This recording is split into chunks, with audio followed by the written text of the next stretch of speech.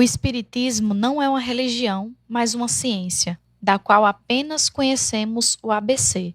Passou o tempo dos dogmas. A natureza abrange o universo e o próprio Deus, feito outrora à imagem do homem, a moderna metafísica não pode considerar senão como o espírito na natureza. O sobrenatural não existe. As manifestações obtidas com o auxílio dos médiuns, como as do magnetismo e do sonambulismo, são de ordem natural e devem ser severamente submetidas à verificação da experiência. Não há mais milagres. Assistimos ao alvorecer de uma ciência desconhecida. Quem poderá prever a que consequências conduzirá, no mundo do pensamento, o estudo positivo desta nova psicologia? O Espiritismo é uma ciência que trata da natureza, da origem e do destino dos espíritos, bem como de suas relações com o mundo corpóreo. Esses são trechos do livro O que é Espiritismo e Obras Póstumas por Allan Kardec. Então seja muito bem-vindo a mais um novo episódio do Pode Evoluir. Eu me chamo Ana Karenina. Olá pessoal, é muito bom estar de volta. Eu me chamo Jonas e para hoje nós trouxemos o nosso querido convidado Otávio Cabral. Olá, boa tarde Jonas, obrigado pelo convite. Ana, é um prazer estar aqui, quem está nos assistindo também. Estou muito feliz de estar aqui com vocês. Seja muito bem-vindo. Obrigado. Breves comentários sobre quem é Otávio Cabral Marques.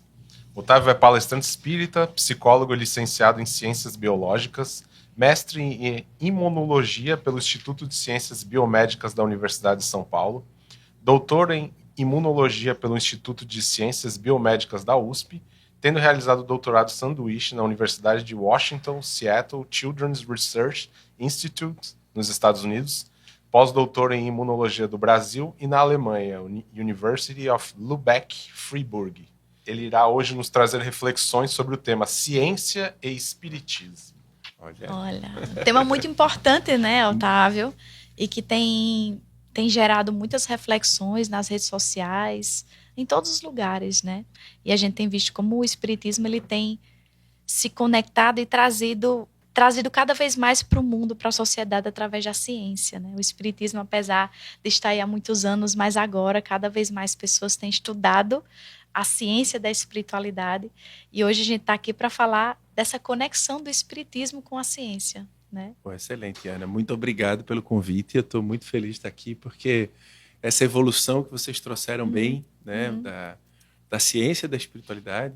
Kardec, então, em 1857, quando é publicado o Livro dos Espíritos, ele já tinha um terreno plantado. A ciência tinha evoluído muito, né? Então, a revolução científica do século XVII estabeleceu paradigmas, estruturas para assim, desenvolver o conhecimento. O conhecimento estava muito no âmbito controlado pelo teocentrismo, pelo pensamento religioso, pela religiosidade. E isso foi criando, historicamente, alguns impedimentos do desenvolvimento do antropocentrismo, do homem com racionalismo. Só que movimentos como o iluminismo, né, e tantos outros foram estabelecendo o conhecimento. A revolução científica do século XVII, por exemplo, foi fundamental para que isso se estabelecesse no nosso planeta, só que a ciência ficou muito racional. O mensurável era que era verdade, assim, era tido como verdade. Então o homem passou a rechaçar tudo que era não mensurável tradicionalmente, né, por técnicas mais analíticas, mais direta, mais palpável, fisicalista, né, o pensamento newtoniano, cartesiano. Porém, né, tudo isso gerou muito ceticismo. E hoje a gente vê, por exemplo, só para dar um salto histórico, a gente vê 1 bilhão de pessoas com transtornos mentais, um nível elevadíssimo de pessoas com depressão, 300 milhões de pessoas no mundo com depressão, né? E 300 milhões de pessoas ansiosas, sem falar das pessoas com baixa autoestima, com estresse, com burnout.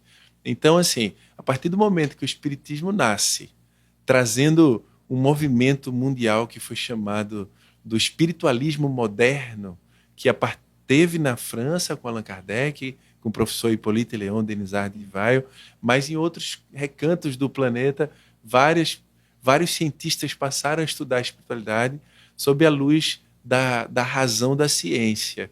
Então, isso vem trazendo muita luz para a humanidade, para encontrar propósito, encontrar sentido. Então, quando vocês trazem um tema desse, eu parabenizo a vocês por esse programa maravilhoso. Vocês trazem uma contribuição fantástica para a sociedade, porque a espiritualidade e o espiritismo nos traz muito propósito, muito sentido à nossa vida, né? Verdade. Então já vamos ir para a primeira pergunta. Otávio, como o espiritismo entende a relação entre ciência e fé? Olha que pergunta maravilhosa. A relação entre a ciência e a fé, ela é complementar.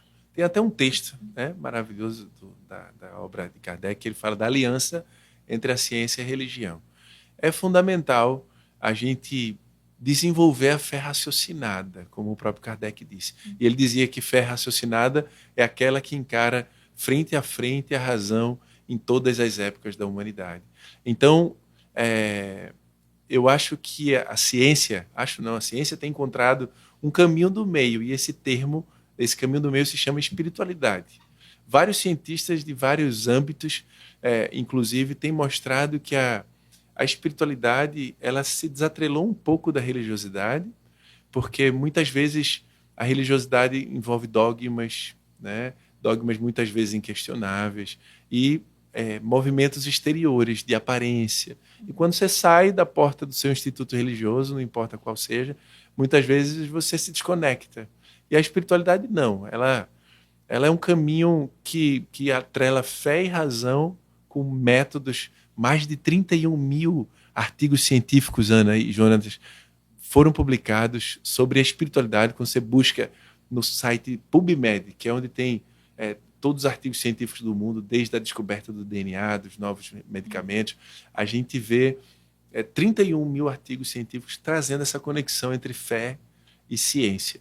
Então, o espiritismo, nessa linha, vê essa união e une, trazendo um raciocínio não dogmático, uma fé não dogmática, onde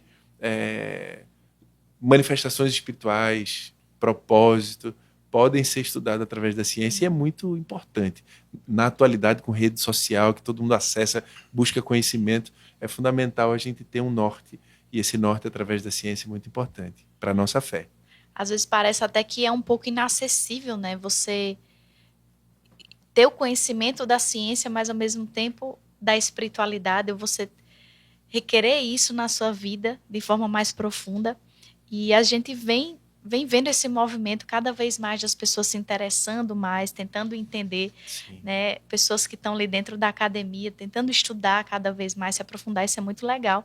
E é por isso que a gente trouxe essa segunda pergunta, né? Que fala sobre por que o espiritismo considera os fenômenos espirituais como naturais, né? Porque muitas pessoas não consideram como naturais, né? Sim, verdade, Ana. Olha, e vocês estão de parabéns por trazer essa junção entre ciência e espiritualidade. Veja, o que é que não é natural? Assim, né? Como que pode existir algo sobrenatural, né? Sobrenatural está muito atrelado ao dogmatismo. O que a gente não acredita, não conhece, chamava-se, né, de sobrenatural. Por exemplo, a lei da gravitação universal, até Newton fazer suas revelações, a gente poderia dizer que jogar um objeto e ele cair seria um fenômeno sobrenatural, porque a gente não conhecia. Mas a partir do momento que esse movimento de espiritualismo moderno vem se desenvolvendo no mundo, Kardec foi um grande divisor de águas nesse sentido, mas tantos outros pensadores, né, estudaram William Crookes, né, William James, e a própria psicologia transpessoal na atualidade, fazendo muitos estudos mostrando que o fenômeno espiritual, ele, através da conexão com o eu, o próprio Jung, por exemplo, né, que Jung, na sua obra de psicologia analítica, aí Jonathan gosta bastante, né, Jonathan? Eu gosto muito de Jung mesmo. Ele traz, só para citar um livro, que é A Prática da Psicoterapia. Quando você pega, ele fala de espiritualidade o tempo todo, que o cerne do estudo da psicologia é o espírito, a nossa alma. Então, a psicologia mesmo, né, que nasce em 1879, com a fundação do primeiro laboratório de psicologia experimental, todos esses acontecimentos vêm derrubando o sobrenatural. A própria mediunidade, por exemplo, né, hoje tem estudos triplo cegos, que mostram que a veracidade e a acurácia, né, a precisão das informações trazidas pelos médios, né, passadas pelos médios, dos espíritos que trazem essas informações, confirmadas por aqueles sitters que eles chamam, as pessoas que vêm, que participam do fenômeno e deixam a informação, o nome do desencarnado, do morto, né? Para o médio não sabe quem deixou, não tem contato. O analista, o experimentalista, o cientista também procura ter um ambiente mais neutro para esse processo. Então, o sobrenatural, ele não existe. O sobrenatural é aquilo que a gente desconhece. E como disse Sócrates, a gente só sabe que nada sabe. E como existe muito mais coisas entre o céu e a terra do que a gente imagina, então tudo que a gente desconhece pudesse chamar de sobrenatural seria uma insanidade, assim. Então o sobrenatural, ele não existe, é só o desconhecido. Então a gente poderia dizer que o que nos falta de verdade é esse conhecimento, né? Essa busca pelo conhecimento. Por isso que muitas vezes a gente só entende o espiritismo de fato quando a gente estuda. Com certeza, Ana. E tem muita coisa do espiritismo ainda desconhecida de muita gente. Por exemplo, as revistas espíritas. A gente chama de revistas espíritas. Só que Kardec, quando publicou essas obras, quem estiver nos assistindo, vale muito a pena pegar. Eu tenho batido nessa tecla porque é importante a gente conhecer a ciência espírita. Como Kardec trabalhou, né, desenvolvendo essa ciência maravilhosa. Ele cria o Jornal de Estudos Psicológicos. E embaixo estava bem pequenininho, Revistas Espíritas. Aí, quando foi feita a tradução, botaram Revista Espírita bem grande e Jornal de Estudos Psicológicos bem pequenininho. Aí muitas pessoas acabam não lendo porque são obras grandes, tem mais de 500 páginas algumas, mas é muito importante a gente tirar o véu do dogmatismo e estudar o espiritismo como ciência. Isso é fundamental. Perfeito. E essa pergunta 3 é interessante, faz um paralelo com o texto inicial, né, que a primeira parte do texto que foi lida foi o discurso pronunciado junto ao túmulo de Kardec por Camille Flammarion. Olha. Então a gente vê que naquela época já existiam espíritos muito já avançados nessa questão. Sim. Então não é uma coisa atual. Na verdade, o que acontece é que é uma coisa que nem você falou, foi meio que deixado de lado, assim, foi meio que esquecida, né? Sim. E em relação a isso, a gente já vem com a terceira pergunta, que é a seguinte: de que forma essa ciência espírita ajuda a compreender melhor a vida e a morte? Olha, que fantástico. Assim, descortinando o que acontece depois da vida, através dos estudos. Quando Kardec começou a estudar as mesas girantes, por exemplo, e ele, assim, com raciocínio bem lógico, ele disse, imagina essa mesa começa a movimentar, começa a responder perguntas tipologicamente, por batidas, por codificação que a gente bota, uma batida é sim, duas é não, como estava acontecendo. E daí ele começa a observar e diz assim, não é possível essa mesa responder, né, a perguntas porque não tem cérebro. Então, a questão da lógica que o Espiritismo nos traz sobre a morte, mostrando que quem estava por trás daqueles movimentos, daquelas batidas, eram inteligências que se denominaram espíritos e que nada mais, nada menos eram a mente daqueles que deixaram seus corpos materiais, né, físicos aqui, e continuaram com corpos também, assim, materiais físicos, mas uma matéria muito mais sutil, uma matéria muito mais, assim, do ponto de vista energético, mais eterizada, mas que continua a existir. E essas mentes pensantes mostrando a existência e a gente compreendendo o sentido da vida, que a morte, na verdade, é uma passagem, a vida aqui também torna-se muito mais cheia de sentido. A gente busca muito mais propósito, a gente busca se melhorar, a gente busca ter ética, a partir das nossas ações no nosso dia a dia. Não que quem não tem essa visão não tenha, com certeza cada um busca isso de outras formas, em outros caminhos, em outros meios, mas a gente tendo, através da ciência, uma comprovação que existe uma vida após a morte e que aqui é só uma passagem, tudo toma mais sentido e a gente tem muito mais força para buscar propósito. Por exemplo, se você quer fazer um curso e vai ficando deixando para depois, né, Júnior? Quer estudar psicologia, diz assim, não vou fazer, eu quero buscar evoluir, crescer. Você, por exemplo, fica mais velho e diz assim, não, vou desencarnar, vou morrer, não tem mais sentido. Como não tem mais sentido? Na né? próxima vida eu aprendo. Né? A próxima vida eu aprendo. Tem muita gente que infantilmente pensa que você deixa para depois as coisas porque acredito na vida após a morte, reencarne, não é nada disso. Pelo contrário, quando a gente vê o sentido, a gente percebe a essência da vida e quer desenvolver nossos projetos, nossas ações no bem, com muito mais ligeireza para ter mais paz e mais felicidade. Não sei quem falou, eu esqueci, agora me fugiu da mente quem falou, não sei se foi, acho que foi Santo Agostinho, que disse assim, se o homem soubesse o quanto é bom fazer o bem, a gente faria o bem por egoísmo. No começo é mais ou menos assim, né? A gente começa fazendo porque sabe que é importante e vai se tornar uma pessoa boa. E é esse esforço que a gente está aí o tempo todo tentando para se melhorar a partir desse conhecimento.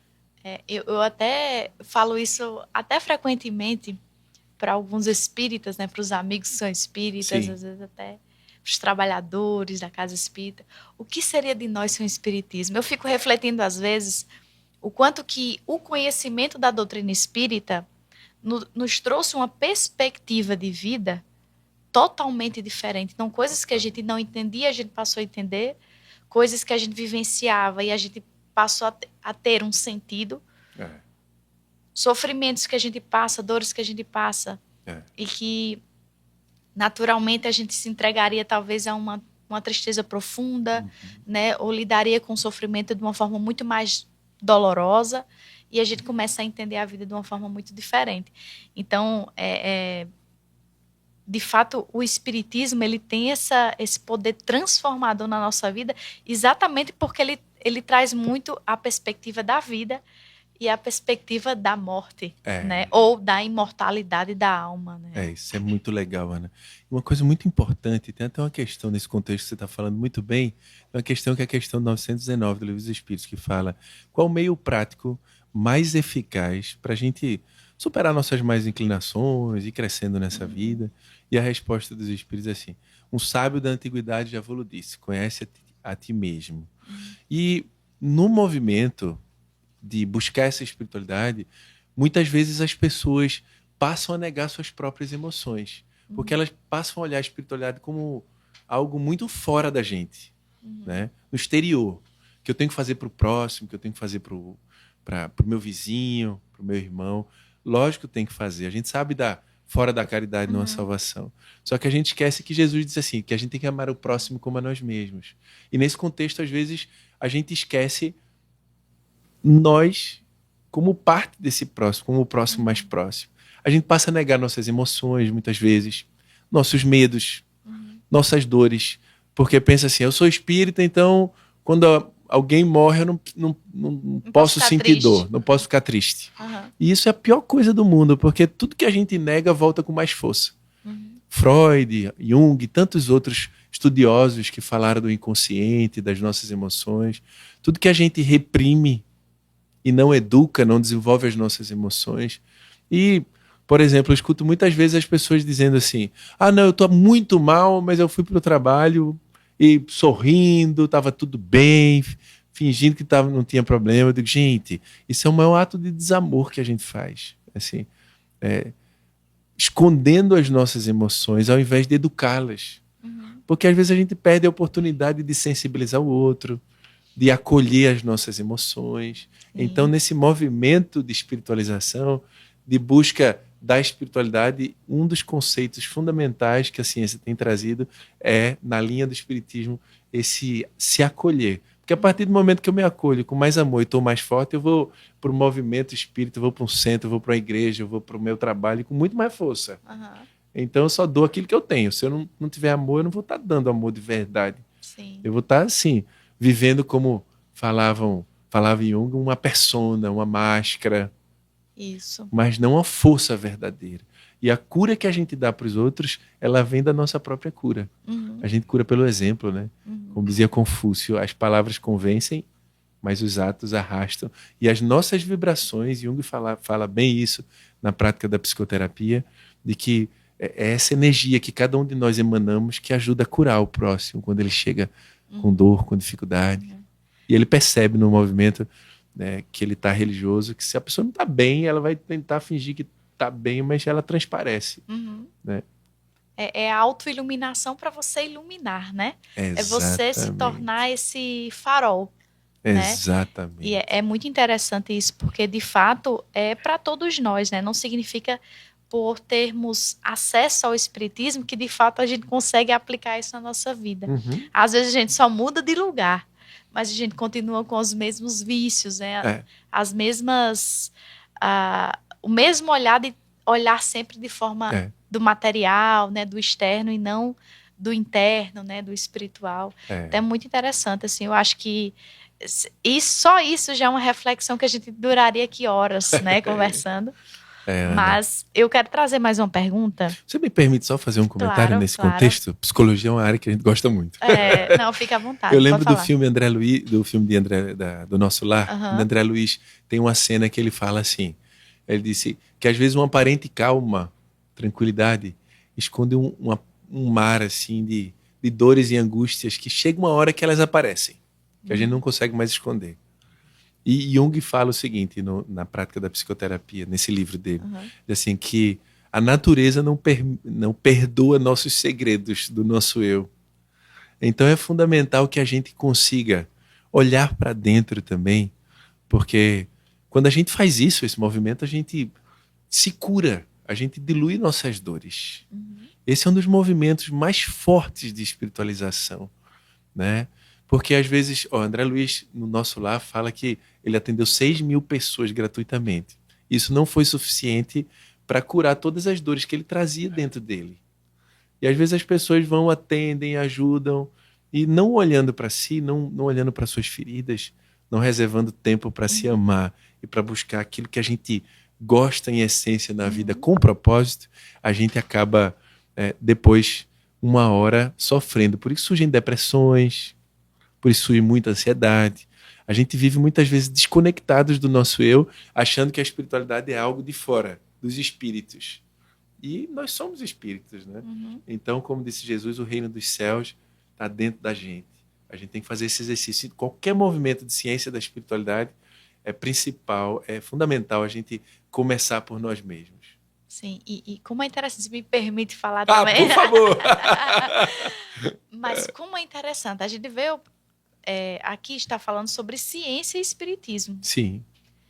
Mas veja como a ciência está muito conectada com a espiritualidade de verdade, né? Total. Porque a essência divina. Então, é muito isso que você está falando sobre a gente, na nossa vida, querer separar. Né? A gente quer separar a vida profissional, a vida familiar, de quem a gente é no centro espírita ou dentro dos templos religiosos, do nosso eu, enfim, mas nós somos esse ser, né, indivíduo complexo e completo também, no sentido de ter muitas nuances, né? E a gente não pode separar, porque a espiritualidade está em tudo, né? Com certeza, Ana. E ao mesmo tempo que a espiritualidade também é uma ciência, né? Também certeza. É algo que a gente pode estudar e a gente pode se aprimorar. Então, é muito interessante a gente poder falar sobre ciência, mas sobre essa ótica, né, da espiritualidade, porque isso muda tudo. Né? Isso muda a nossa perspectiva, porque ciência é para todos nós.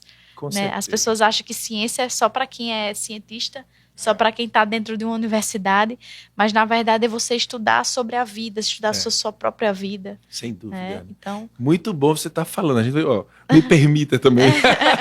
Uma coisa puxa a outra, né? Muito bom isso que você trouxe, porque eu costumo dizer assim, todo mundo é cientista quando nasce. Quando você, pequenininho, né? Você já viu a criança, tem uma fase que a gente chama de teleológica. Teleo é de distante, é o estudo dos porquês. Ela acorda e de repente começa a falar, e tem uma fase que vai para o pai e para a mãe perguntando por que de tudo. E muitos pais ficam impacientes com isso. E muitas vezes assim, não tem paciência de ir com a criança, porque a criança vai longe, mas por quê?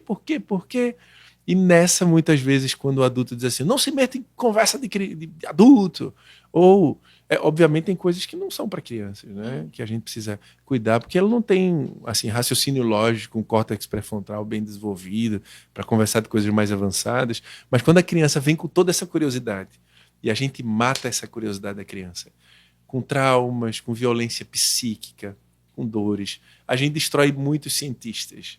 E muitas vezes a gente tem todos nós, nesse movimento, temos nossas feridas da infância. Então, quando a gente trabalha com a psicologia, tratando as nossas próprias feridas, a gente não só resgata o nosso eu profundo, veja que a criança nasce felizona, né? Brincando, se divertindo, se expressando sem vergonha no teatro, em qualquer lugar. Eu não sei se já foram em teatro, quando você vê que acaba a peça, as crianças sobem no palco, estão nem aí o que está acontecendo. Mas a gente também, quando se trata, a gente deixa vir à tona novamente a nossa curiosidade, o nosso cientista nascer. E essa ciência da espiritualidade, Ana e Jonas, a gente é um campo que tem desenvolvido muito, a ciência da espiritualidade. Mas tem algo que ninguém fala, que é a espiritualidade da ciência. Assim, saiu esse ano um paper sobre a espiritualidade da ciência. Para tornar isso mais palpável, Pasteur, certa feita, disse assim: pouca ciência nos afasta de Deus, mas muita ciência nos aproxima de Deus.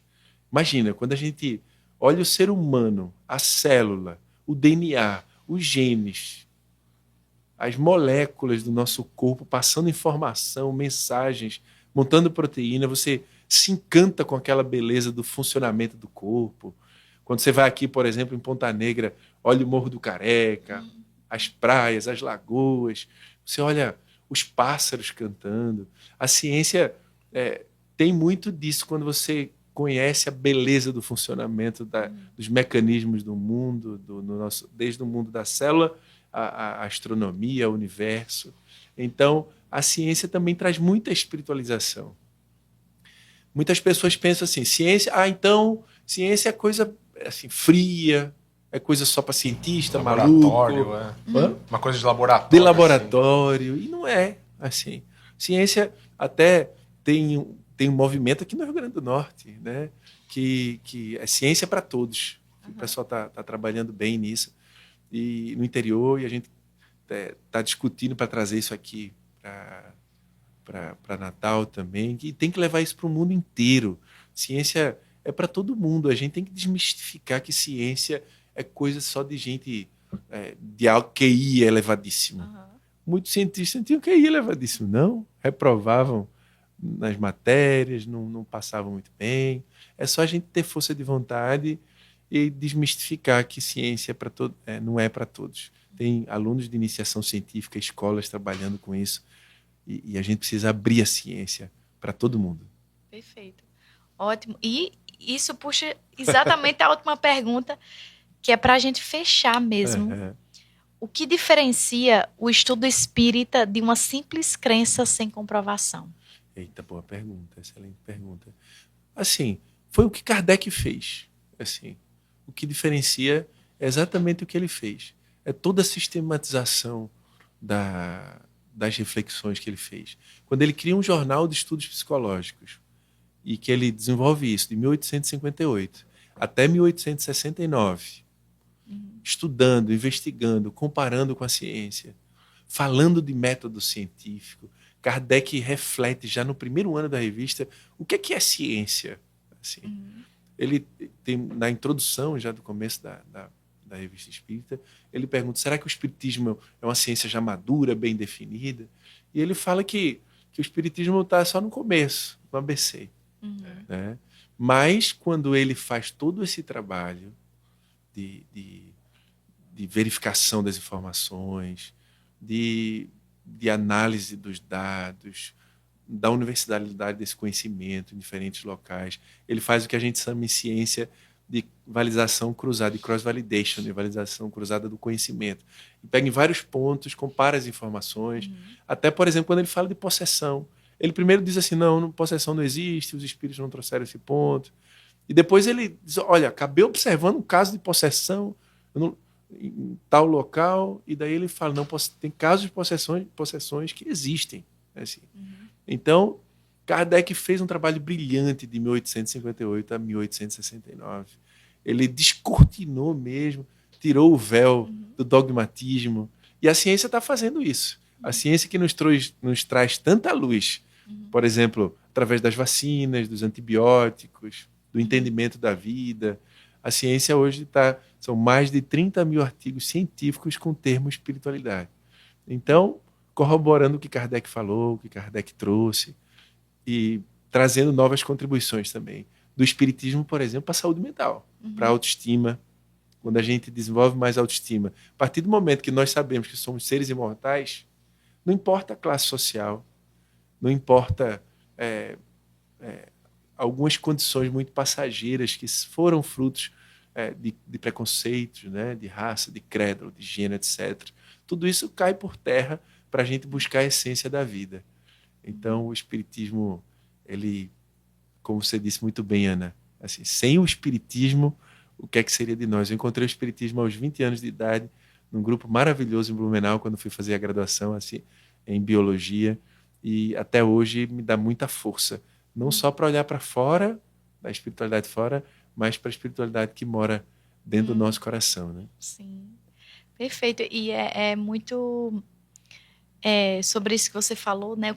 Quanto que isso é importante, porque Kardec fez esse trabalho brilhante, como você falou, e nesse mundo de hoje, de tantas redes sociais, onde todos falam e tem essa liberdade de falar, mas no mundo onde tem muitos achismos, a ciência, ela tem esse papel fundamental, né, de ter a metodologia, de trazer essa seriedade para os assuntos, né, porque exatamente por a espiritualidade, de forma geral, né, a questão religiosa está muito ligada ainda aos dogmas, aos rituais, né, ainda nessa construção da nossa sociedade, muitas vezes a gente não levava tanto a sério a espiritualidade, né? Sim. Trazer essa seriedade, que é um assunto que existe seriedade, assim como saúde, sim, assim como algo que a gente estuda para ser um médico, ele não simplesmente ele não acha, ele sim, estuda para fazer, ele estuda para ser um médico, sim, né? Então a espiritualidade também exige, né? A vida também exige esse estudo, também exige essas reflexões. Então eu acho que nesse mundo de achismos, sim, né, ter uma metodologia científica nos traz essa seriedade que exige esse assunto, né, da espiritualidade. Muito, Ana, isso é muito importante que você está falando, porque muitas pessoas criam sistemas assim que são nada mais, nada menos do que opiniões, e opiniões às vezes nefastas, né? Brincadeiras nefastas, assim, crenças baseadas em meramente opiniões sem fundamento nenhum. Como surgem, por exemplo, pessoas falando mal de vacina, ou surgem pessoas falando mal sobre a espiritualidade, que a espiritualidade causa, por exemplo, doenças mentais. Isso surgiu muito. Muitas pessoas em opiniões dizendo que a mediunidade causava loucura, por exemplo. Mas veja, se você dá uma agulha para alguém que não tem sanidade ou que não tem bom senso nem ética, ela vai com uma agulha causar uma loucura. Ou senão ela pode usar para salvar vidas. A mediunidade é algo neutro, né, também. A espiritualidade, se são os homens que desencarnam, assim, e que são os homens encarnados com falhas, com defeitos, a espiritualidade precisa ser estudada com muita seriedade para a gente compreender que, quando bem desenvolvida, ela é força que desenvolve a nossa alma, né? Como a psicologia faz, né? Kardec criou o Jornal de Estudos Psicológicos. Então, o desenvolvimento da espiritualidade com muita seriedade, com muita ciência, com muita observação, promove a nossa autoestima, porque a gente sabe que nós somos espíritos imortais. Então, as dificuldades aqui não é que a gente vai ignorar, a gente vai ter muito mais força e propósito para continuar vivendo, né? A gente vai agora para os 2 últimos quadros nossos vídeos. Que o primeiro que a gente já foi falado aqui muito sobre isso, você já falou sobre várias obras, seria o Convidado Indica. Olha. Aí seria algum livro, alguma palestra, algum filme ou alguma coisa relacionada a esse tema sobre ciência e espiritualidade, ciência e espiritismo. Excelente. Olha, não poderia deixar de indicar o Jornal de Estudos Psicológicos. Que você tanto referenciou aqui, né, hoje. Inclusive, nós estamos com um curso do Jornal de Estudos Psicológicos e da série psicológica de Joana de Ângeles, fazendo essa conexão desde a publicação do Jornal de Estudos Psicológicos até a atualidade, depois dos anos 2000, quando a série psicológica de Joana de Ângeles traz muitas reflexões, agora já baseado em toda a ciência psicológica que foi desenvolvida e conectando isso com a espiritualidade. Então, indicaria uma série de estudos, de livros, que é a série do Jornal de Estudos Psicológicos ou as revistas espíritas. Era muito bom que no movimento espírita as pessoas estudassem essas obras para ver Kardec, assim, a grandeza desse pensador, desse grande cientista, da contribuição fantástica. Muitas pessoas ingenuamente pensam que Kardec foi um jornalista apenas. Não, assim, obviamente o jornalista tem um trabalho fundamental, mas é a mesma coisa que eu dizer que um jornalista é um físico, por exemplo. É um desvirtuamento da função. Uhum. Sem méritos, todos têm seus méritos, sua importância, obviamente, mas é fundamental a gente entender esse pensamento kardeciano científico. Muitas pessoas, por falta de entender a lógica da ciência espírita, depois de anos eu escuto assim, eu sou ex-espírita. Eu digo, como? É a mesma coisa que a pessoa diz assim, uma vez que você é físico, estudou a gravidade, você diz assim, eu sou ex-gravitador. Porque eu não entendo, não quero mais saber da gravitação universal. Porque ela não existe mais para mim, não é mais isso. Eu digo, olha, não tem como derrocar uma lei da natureza. Então você dizer assim, sou ex-espírita. Eu digo, como? Você vai dizer que a espiritualidade não existe, que a reencarnação não existe, não é lei da natureza. O professor Ian Stevenson, por exemplo, estudou abundantemente o fenômeno da reencarnação. Então, nessa linha eu sugiro Jornal de Estudos Psicológicos. É difícil, dá trabalho, mas se a gente somar o tempo que a gente fica no WhatsApp, na rede social, ou, como dizia Domenico De Masio, né, o filósofo italiano que desencarnou recentemente, quando a gente fica sem ócio criativo, ele fez a proposta do ócio criativo, da gente se divertir, por exemplo, aprendendo alguma coisa. Então, as revistas espíritas, eu lembro que eu as li a primeira vez, antes de reestudar sempre, foi indo e voltando, que eu dava aula em Blumenau, estava em São Paulo, um período, eu ia voltando, estudando, lendo na viagem, você se diverte, aprende tanto. Então, o movimento espírita precisa resgatar esse trabalho de Kardec em sua essência. Se vocês dois me permitem também. Lógico. Você... Nós falamos aqui o tempo todo. Você tem toda a permissão. Né? Você falou bastante sobre Jung, né? E eu conheci Jung através de Divaldo, porque Divaldo falava muito sobre isso. Olha. E o fato interessante é que para o Divaldo psicografar a série psicológica, Joana, a mentora dele, falou que ele tinha que estudar psicologia, né? Sim. Então ele estudou muito, se debruçou muito sobre esse assunto. E Jung tem várias obras que você falou, várias, algumas até em relação aos sonhos, né? Ele tem muita coisa sobre sonhos. E então a psicologia, ela está muito nesse meio científico e espiritual, né? Com certeza. Nossa, que bom você trazer isso, Jonas. Tem trechos de Jung que se você pega, a gente poderia depois combinar um bate-papo, só pegar trechos de Jung, a gente fazer uma brincadeira com o pessoal, dizer assim, pegar os trechos e dizer, isso foi Jung ou foi Kardec? Porque são muito parecidos, assim. Jung foi a fundo na alma humana, né? E ele falava da espiritualidade abertamente, do espírito. Ele assim, revelou essa questão do inconsciente coletivo, né? Mas esse inconsciente coletivo também se complementa muito com a ideia da reencarnação. Quantas tendências instintivas nós trazemos? Muitas delas são coletivas porque são processos biológicos. Por exemplo, o aprender a mamar foi um fenômeno conservado do grupo, né? Dos mamíferos, da classe dos mamíferos. Então você nasce bota o bebê perto do peito da mãe, ele corre para mamar, ele já vai saber. Mas tem outras tendências que são bem individuais, assim, que estão no nosso inconsciente individual. E essas tendências são nossas tendências passadas. Você vê uma criança pequenininha, eu comecei a aprender piano, porque minha esposa toca muito bem piano, mas eu fui tentar aprender, eu até desenrolo um pouquinho. Mas aí eu vi um menininho de poucos anos de idade no YouTube tocando piano. Eu digo, gente, que injustiça. Eu digo, aqui no maior sufoco esse menino.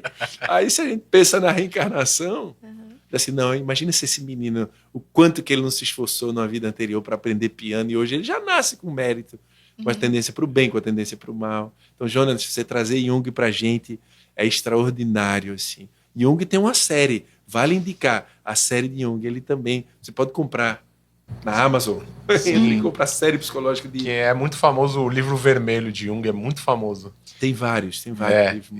E todos eles são umas enciclopédias. Mas vale muito a pena. Para mim, isso só me mostra, né, o quanto que o espiritismo ele não é uma caixa fechada. Não. Ele é exatamente essa construção que ela vai sendo agregada. Não é à toa que nós temos aí, dentro do espiritismo, do movimento espírita, tantas obras complementares. Com certeza. Né? E vem cada vez mais obras complementares exatamente acompanhando esse avanço da ciência, do entendimento. Né? Isso para mim é incrível. Né? É uma religião, uma filosofia, uma ciência que progride, né? Que evolui. Sem dúvida. Né? Do mesmo jeito que, por exemplo, a imunologia, que estuda as respostas de defesa, as vacinas, se beneficia do entendimento da compreensão do sistema nervoso, que interage com o sistema imunológico, por exemplo. Fiquei estressado, eu fico mais suscetível a câncer, a infecções. Não me cuidei, eu estou com burnout, você fica com tendências até autoimunidade, por exemplo, né, dependendo do indivíduo com a depressão. Você vai se beneficiando dos conhecimentos das diferentes áreas. Se a gente pensar um grande mosaico, um espelho gigante que se quebrou, então cada pecinha, cada área do conhecimento vai se complementando. O espiritismo traz muito complemento para a ciência e as ciências, as mais diversas, muito complemento para o espiritismo. É isso, a ciência, eu gosto muito de falar em ciência integrativa, porque o conhecimento de uma área, quando você começa a ver interseções e complementos e conversas entre as diferentes áreas, você começa a fortalecer demais o conhecimento. Olha, a psicologia como pode se beneficiar com o espiritismo, e o espiritismo como pode se beneficiar com a psicologia. Pasmem, eu já ouvi pessoas dizerem assim, não vou estudar psicologia porque pode atrapalhar minhas atividades espíritas. Eu digo, gente, pelo amor de Deus. O espiritismo, em essência, é psicologia. Você diz assim, eu vou ficar menos caridoso, mais frio. Eu digo, só se você estiver interpretando muito mal a ciência. É verdade. Porque, como o Jonas trouxe muito bem para a gente aqui agora, Jung falava assim, conheça todas as teorias profundamente, que é importante. Mas quando você estiver diante de outra alma humana, para ajudá-la, seja apenas uma outra alma humana.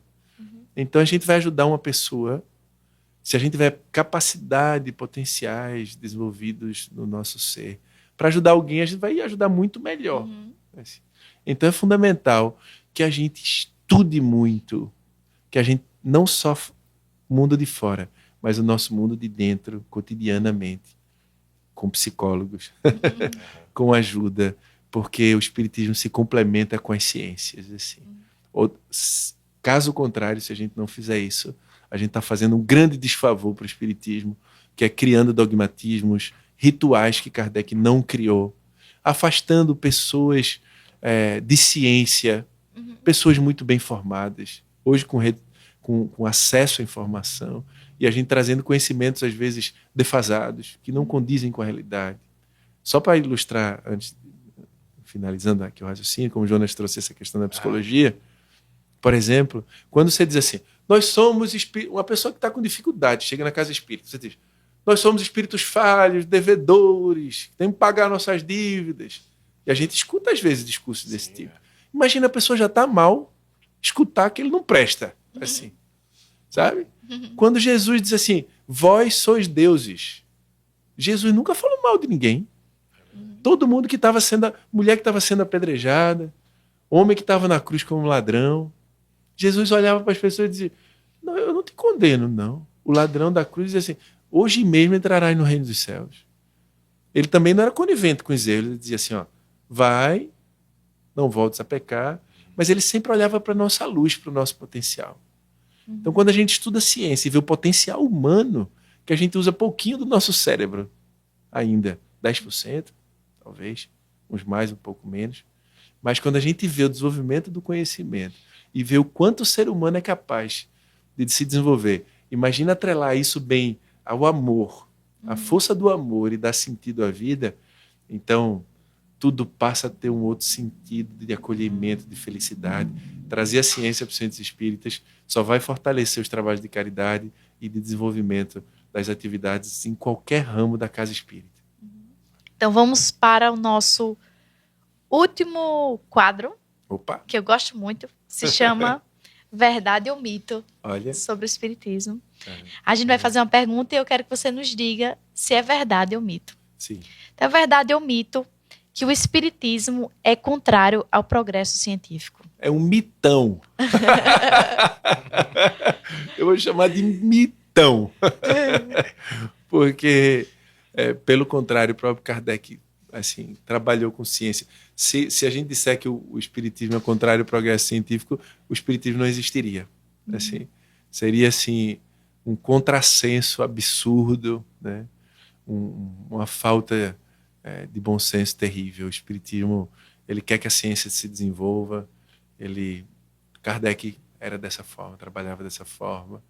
E eu espero também que a gente possa estar incorporando esses aspectos de ciência nos atendimentos fraternos, os conhecimentos de psicologia podem ajudar demais os conhecimentos, atender as pessoas que estão precisando de ajuda. Por exemplo, esse programa maravilhoso que vocês estão fazendo, Levi não está aparecendo, mas ele está ali atrás das câmeras. Graças à tecnologia, o desenvolvimento de grandes profissionais que estão usando o desenvolvimento da ciência para a gente estar aqui conversando hoje, né? Então, a ciência precisa entrar na casa espírita para ajudar a casa espírita. Saiu um censo aí dizendo que tinha reduzido o número de espíritas, né, no Brasil. Então, isso pode refletir um pouco também desse movimento que precisa trazer o jovem para a casa espírita, as crianças. É muito comum na casa espírita ter várias atividades para os adultos e as crianças têm que ficar caladas, paradas, aguentando, recebendo carão, silêncio, porque não tem uma atividade específica para as crianças. Então, quando Jesus disse, deixai vir a mim as criancinhas. Imagina essa criança que cresceu escutando que não pode fazer isso, não pode fazer aquilo, não tem espaço para ela na casa espírita, ela cresce com isso na cabeça dele, no inconsciente. Porque todos nós crescemos e temos uma criança dentro da gente. E daí essa criança vai se afastar. Os jovens, cheios de tecnologia, inteligência, como vocês, né? Eu vou me botar como jovem também. Nós todos. Né? Porque a juventude é um estado da alma. Mas a gente precisa trazer pedagogia.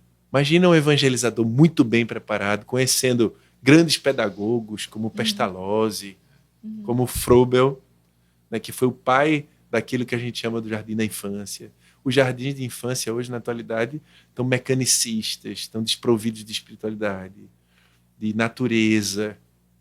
E hoje, quando a gente tem 120, tem estudos científicos que mostram assim, 120 minutos de contato com a natureza é o suficiente para ajudar no melhoramento do bem-estar físico e mental.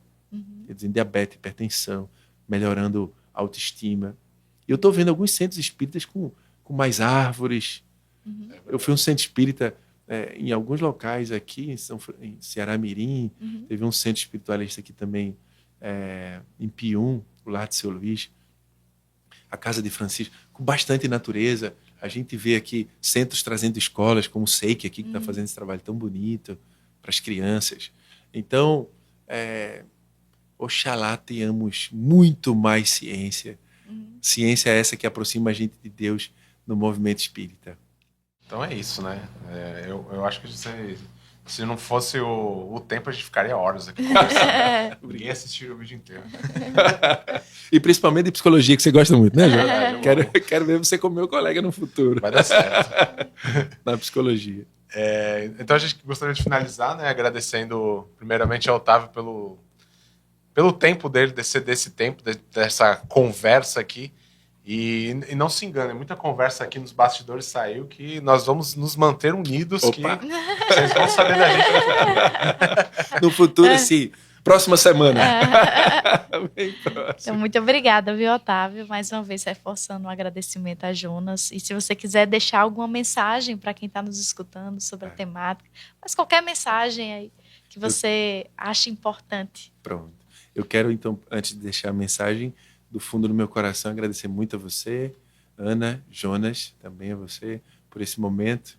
As pessoas às vezes chamam a gente, professor, cientista, obrigado pelo seu tempo. Eu digo, gente, eu que agradeço, porque para mim é um prazer enorme quando a gente fala de ciência e espiritualidade, como disse Jesus, né? Não só de pão vive o homem. E às vezes esses momentos de falar da espiritualidade, do espiritismo, alimenta e traz muito sentido. Então, obrigado a vocês. Levi não está aparecendo ali, mas eu quero agradecer porque ele está trabalhando arduamente para a elaboração dessa nossa conversa. Contribui bastante, assim, sem ele nada disso aconteceria. Isso é verdade. Né? Agradecer ao Seik por esse momento aqui também, estou muito feliz de estar aqui. E a você que está nos assistindo, que você se... Ou nos ouvindo. Ou nos ouvindo. Ou nos ouvindo, bem lembrado. Que você possa saber que qualquer âmbito da ciência que a gente caminhe, qualquer esforço que a gente faça para se inteirar de novos conhecimentos, principalmente daqueles que melhoram não só a nossa qualidade física, mas também a qualidade da nossa saúde mental, que a gente possa caminhar nessa direção para a gente ver que a ciência do amor, por exemplo, fortalece a nossa vida, para que a gente, olhando para dentro da gente, vendo que o amor está fora, mas também está dentro, a gente possa dar uma contribuição para esse mundo, deixar mensagens de esperança, ser mais autênticos conosco mesmo, trabalhando as nossas dores através da ciência, da espiritualidade, da psicologia. A gente vai dar uma contribuição enorme para esse mundo. Que esse nosso bate-papo contagie aí seu coração, para você olhar para dentro, para que você viva mais e possa ajudar também a comunidade onde você vive. Obrigado. É isso, gente. Gratidão. Gratidão para vocês que acompanharam esse episódio inteiro e maravilhoso aqui com a gente. E fica o convite para você assistir os outros episódios. Temos episódios igualmente incríveis, assim como esse. Então, compartilhe esse vídeo com todo mundo. E nos vemos no próximo episódio, né, Jonas? É verdade. E você continue conosco, que você com certeza pode evoluir.